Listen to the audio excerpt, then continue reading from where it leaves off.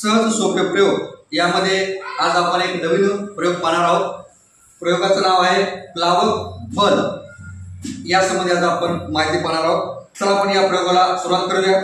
या प्रयोगासाठी लागणारं साहित्य या ठिकाणी एक प्लास्टिकचं या ठिकाणी आपण टब घेतलेला आहे, त्यामध्ये पाणी आहे, एक प्लास्टिकचा चेंडू, त्यानंतर एक रिकामी बॉटल आणि दुसरी पाण्याने भरलेली बॉटल।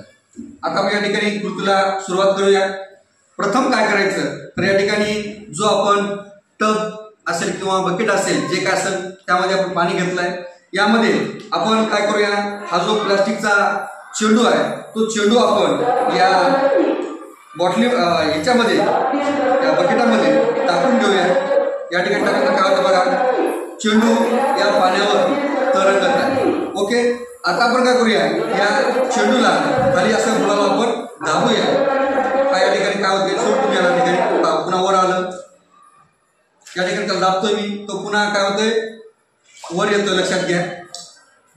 पुन्हा तोच आपण प्रयत्न करूया, पुन्हा तो वर येतोय। याला आपण आता बाजूला ठेवूया। त्यानंतर काय करू आपण, ही जी रिकामी बॉटल आहे ही रिकामी बॉटल झाकण लावले, लक्षात घ्या। याला आपण काय करूया, खाली दाबूया। या ठिकाणी पुन्हा वर येते, पुन्हा याला आपण खाली दाबूया, खाली बुडाला सोडतोय मी याला, पुन्हा वर आलंय। असं पुन्हा पुन्हा कृती आपल्याला करायची आहे।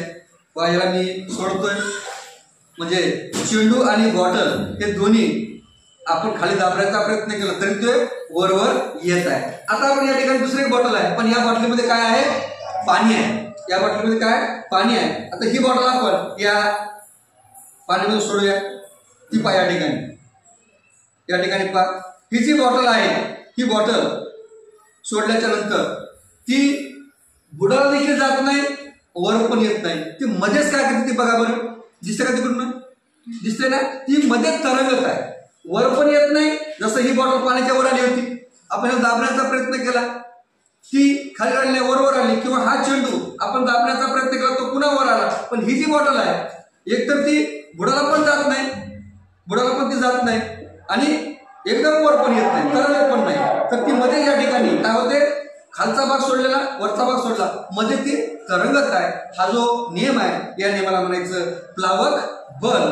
तर यामध्ये प्लावक बलामध्ये या ठिकाणी अनुमान सांगता येईल की पाणी भरलेल्या बॉटलवर खालच्या दिशेने जे बल प्रयुक्त आहे त्यास गुरुत्वीय बल असं म्हणतात। या ठिकाणी हा जो बुडाला बल आहे, हा बुडाला बल, या बलला म्हणायचं गुरुत्वीय बल असं या ठिकाणी म्हणतात। त्याबरोबर उलट या बॉटलीमध्ये वरच्या दिशेने जो बल प्रयुक्त आहे किंवा दिलेला आहे याला म्हणायचं, या प्रयुक्त बल आहे याला या ठिकाणी सभोवताली जे असणारं पाण्याचं भाग निर्माण झाले त्याच्यामुळं या ठिकाणी हा कार्य चालू असतं की बॉटलावर वरच्या दिशेने जे प्रयुक्त बल आहे या बलास प्लावक बल असं म्हटलंय। खालच्या बलला म्हणायचं गुरुत्वीय बल आणि वरच्या बलला म्हणायचं प्लावक बल। अशा पद्धतीनं या ठिकाणी प्लावक बल काम करत असतं आणि हा जो प्लावक बल आहे हा आकारमान आणि दरवाची घनता याच्यावर अवलंबून असतं। धन्यवाद।